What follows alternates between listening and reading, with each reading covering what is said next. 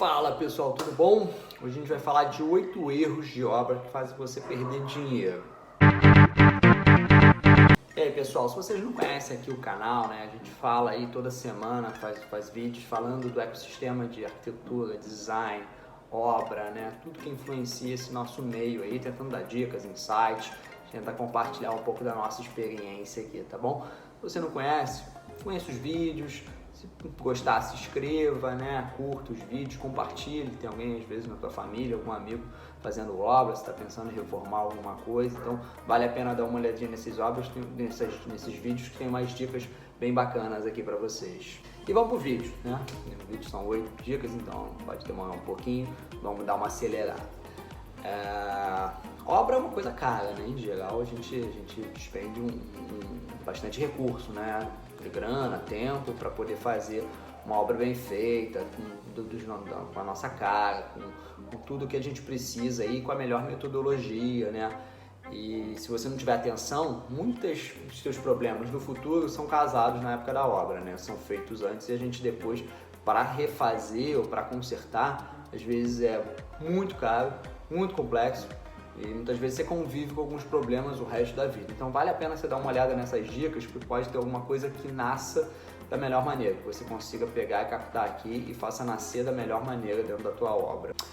E a primeira dica, assim, ela é mais abrangente, mas ela é muito importante. Então a primeira dica que você vai ter é tomar muito cuidado com a qualidade da mão de obra que você vai escolher, tá? Tome muito cuidado de escolher apenas pelo custo, aquele pedreiro ou aquele empreiteiro que te deu o melhor preço, tá? Acho que tem que fazer concorrência, tem que correr atrás de preço, tem que negociar, é um mercado, é uma venda normal, mas você tem que ter muita atenção com o resto, com a qualidade do serviço, com o comprometimento, com o pós-obra. Então pergunte, se informe, veja os outros clientes antigos, entre no site, Instagram, tudo que você tiver de informação sobre aquele empreiteiro, aquele pedreiro, aquele prestador de serviço, né? Às vezes a pessoa da esquadria, um marceneiro ou uma loja de planejados, busque informação. Você vai ter um gasto muito grande com essas pessoas, então tome muito cuidado para tomar essa decisão. Não tome uma decisão aleatória. Pesquise, planeje e se organize. Acho que essa primeira dica é crucial para você ter um bom andamento e que as coisas aconteçam da melhor forma. Depois dessa dica meio cabalística e mais ampla, eu vou entrar com alguns pontos bem específicos da construção, tá? E uma das grandes falhas que a gente tem em construção civil aqui quando está se construindo, uma das coisas que eu vejo bastante em obras novas, é você não fazer a verga e contra-verga. A verga até se faz mais, mas a contra-verga, que é embaixo das janelas, essas são muito pouco executadas, tá? Por economia, por ser mais prático, pelo próprio empreiteiro não saber da necessidade, normalmente ele passa batido. E depois, como embossa, emassa, lixa, pinta, você acaba não vendo. O que você vai ver normalmente é uma trinquinha 45 graus, né? Se não fez a verga em cima, se não fez a contra-verga embaixo. Então tenha bastante atenção na execução da obra, fique atento, vê se ele está fazendo a verga em cima das janelas, em cima das portas e a contra-verga embaixo das janelas, tá? Outra coisa também que pode ter uma consequência complexa, difícil de resolver, trabalhosa e custosa, né? Se você não colocar a inclinação do telhado conforme a orientação do fabricante. Então tenha muita atenção, cada tipo de telha tem um tipo de inclinação.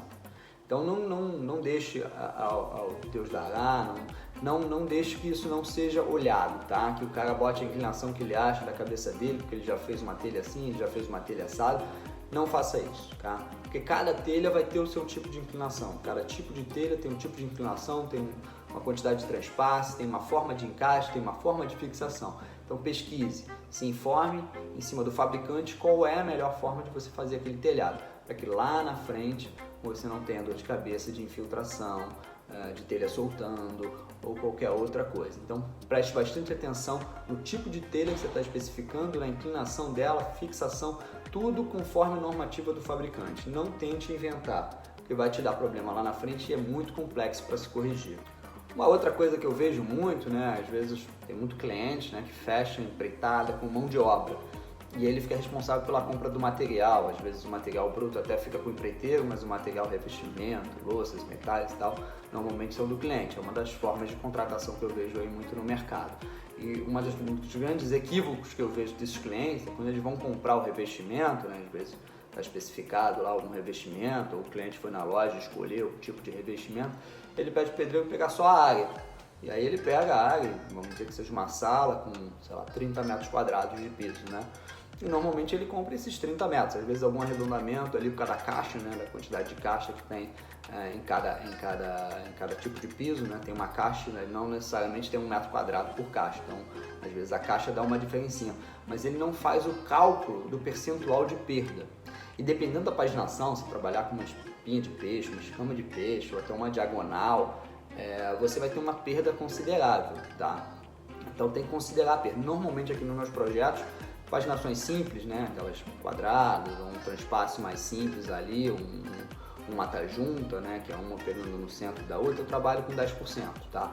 Agora, paginações mais complexas, diagonal, escama, espinha de peixe, eu trabalho com pelo menos 30% de perda e boto na conta isso para já comprar.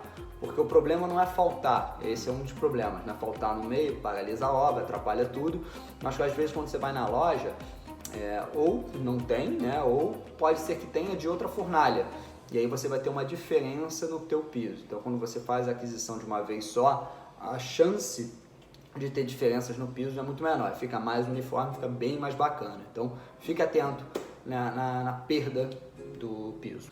Bom, outra dica também que vai ter uma consequência enorme e provavelmente um problema, eu até tenho aqui algumas soluções, mas o ideal é que nasça certo, tá? É não impermeabilizar sua fundação, tá? Então às vezes quando você está subindo lá, você teve alguma falha na impermeabilização ou não fez a impermeabilização e dá aquela umidade ascendente que vem da fundação e sobe pela alvenaria, tá? Essa umidade chega na alvenaria e normalmente começa a estourar perto de canto de rodapé, acontece muito, às vezes até a tomada tem essa umidade, começa a comprometer a parte elétrica, tem que tomar muito cuidado. E você pode tentar algumas alternativas, eu até tenho um card aqui que eu vou dizer algumas coisas que a gente consegue fazer depois, mas é tudo muito mais complexo, mais trabalhoso, mais custoso. O melhor é nascer certo, então tenha muito cuidado quando você estiver fazendo a sua fundação, se você está fazendo a impermeabilização correta, na forma correta, para nascer certo, tá bom? Outra dica também que eu vejo aí bastante pelo mercado, às vezes na casa de clientes ou alguma obra sendo executada, é quando você não faz um chapim em cima do teu muro, né? Eu gosto muito de isolar o topo do muro, porque também é um ponto de infiltração. Você pode criar um chapim de granito com pingadeira do lado, ou alguma coisa de massa mesmo, mas que tenha caimento em cima, que joga essa água e não faça ela ficar escorrendo pelo muro, ficar com aquelas marcações, ou infiltrar por dentro. Às vezes você não botou chapim, botou um tipo de revestimento na parede, na sua fachada, a água penetra por cima e ela sai nesses cantos, né? Ela sai no rejunte, em vez de estar da água não penetrar de fora para dentro, né? A fachada permite ali e tudo mais, essa água entra por dentro do muro e sai, às vezes levando rejunte, manchando a pedra. Eu já tive alguns casos complexos que a gente teve que refazer toda uma parede, né, de fachada, porque ela estava muito feia, ficou muito marcada, não saía mais aquilo. Então, além de criar o chapim, eu ainda tive que refazer a parede do cliente, porque realmente não ficou bacana. Essa infiltração de cima para baixo acabou com todo o material que a gente tinha feito lá. Essa dica aqui é para não te deixar nervoso durante o banho, ou quando você está lavando teu banheiro, ou lavando uma varanda, né? Ou a própria cozinha, tem algumas pessoas que ainda lavam e tal. É você prestar atenção no caimento, tá?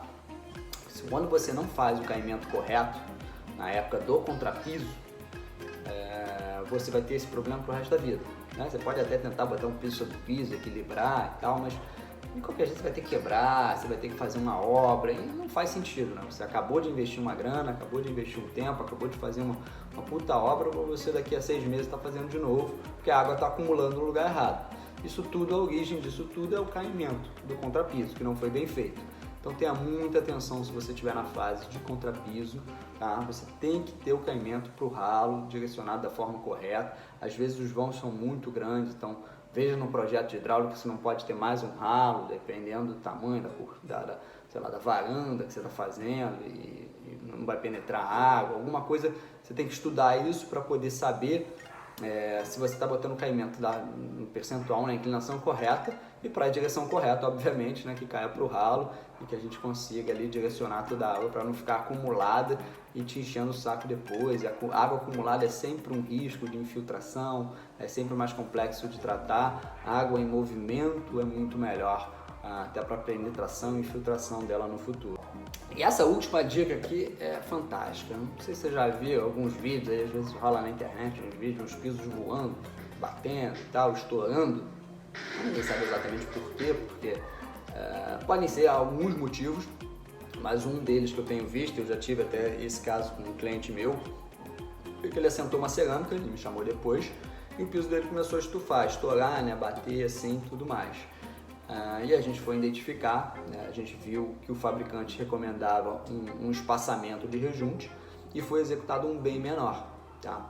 Então, na dilatação e contração da estrutura do prédio, até o calor e o frio, o ar-condicionado, às vezes, e calor, podem gerar essa contração e essa dilatação e a junta de forma errada, né, com um dimensionamento errado, acabou ocasionando que ele solte, né?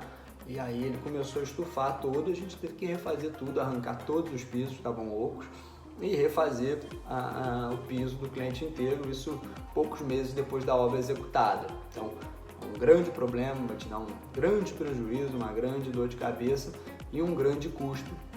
Então, para evitar, siga a recomendação do cliente, do fornecedor em relação à junta. Se você não gosta de junta larga, antes de comprar o piso, o revestimento, verifique qual é a junta especificada para aquele tipo de material.